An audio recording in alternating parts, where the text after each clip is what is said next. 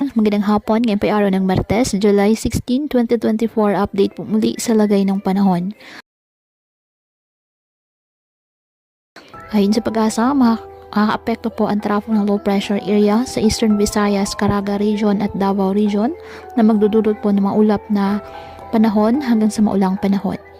Ang Bicol Region ay makakaranas din po ng mga pag-ulan na dulot ng thunderstorms na nakapalibot sa sirkulasyon ng nasabing low pressure area.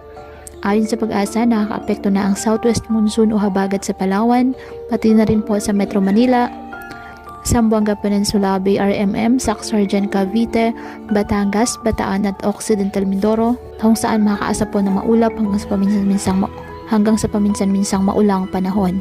Posibleng umakyat patungong Eastern Visayas at Bicol Region ng low pressure area at dumaan malapit sa Calabar Zone at Central Luzon.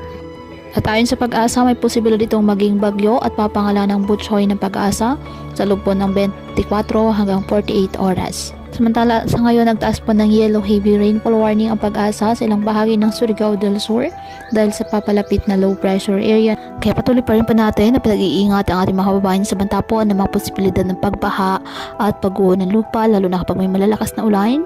At ugaliin po na magdala palagi ng payong o hatan mo panangga sa ulan sa tuwing lalabas po ng ating mga tahanan. At yan po muna ang update sa lagay ng panahon ngayong araw.